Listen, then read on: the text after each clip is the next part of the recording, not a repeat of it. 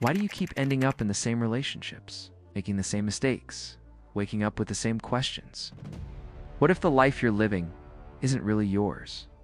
What if something unseen is pulling the strings and calling it fate? Until you make the unconscious conscious, it will direct your life, and you will call it fate. Most of what we do is not chosen, it's not fully.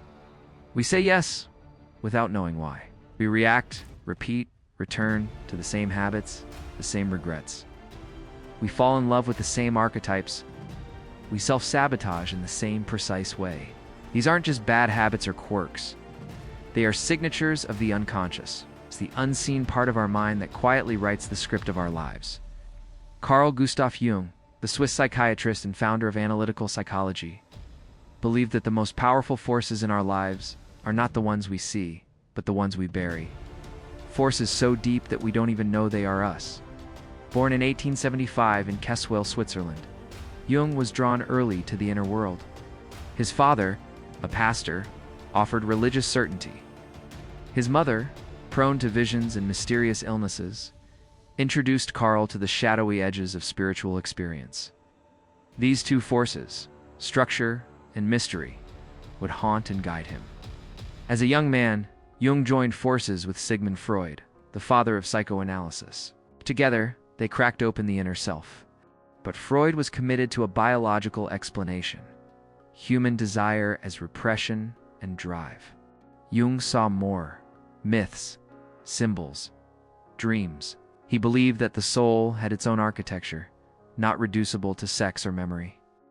He broke with Freud and wandered into uncharted psychic territory, what he would call the collective unconscious. For Jung, the mind was not a flat surface, but a layered terrain. The conscious mind is just the tip of the iceberg.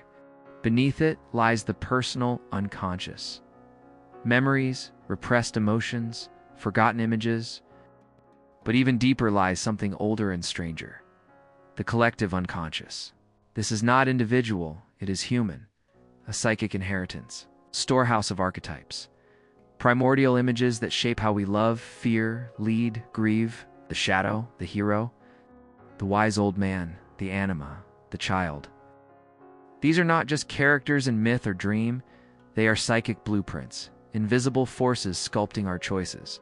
When you fall in love too fast, when you lash out in rage, when you fear your own success. These aren't just emotions, they're patterns, ancient and unfinished, playing themselves out through you. We speak of fate like it's a star-written destiny. But what if fate is simply the part of yourself you've refused to meet? Jung believed that unexamined inner life becomes outer destiny. We repeat the past not because we must, but because we haven't seen it yet. The unconscious acts, and we take its consequences as divine will.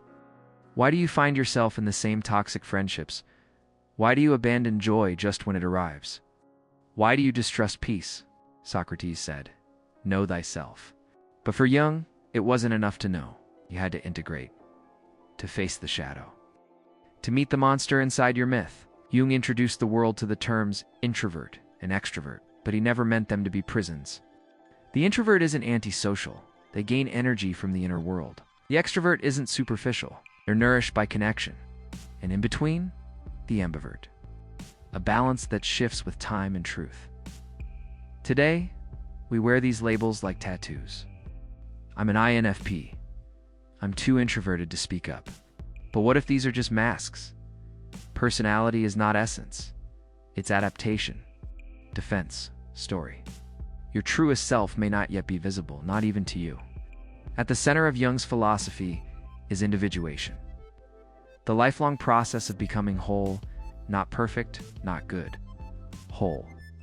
This means integrating the shadow, the rejected, feared, unloved parts of ourselves, the rage you suppress, the need you deny, the grief you've numbed.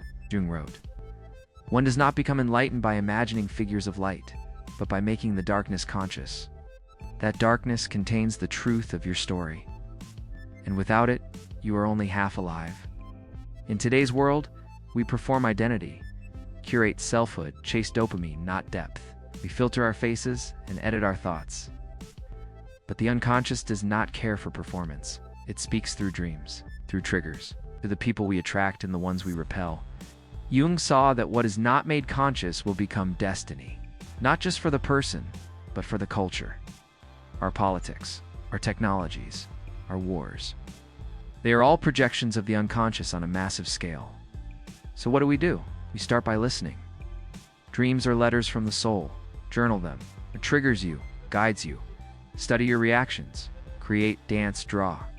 Let the symbolic speak. Sit with silence. The ego fears it, but the self breathes in it. Stop seeking control. Seek wholeness. There is gold in the dark. In the beginning, we asked, why do we repeat the same cycles? Why does life feel like it's happening to us? Why do we call it fate? And now we know. Because what is unconscious acts? Till we face it, we are passengers in our own story. Carl Jung didn't promise peace, he promised truth. And truth, when faced, sets us free. So ask yourself, who inside me is choosing, and who might I become if I finally took the wheel? Fate is not a sentence. It is a mirror, and when we dare to look deeply into it, we find ourselves waiting to be named.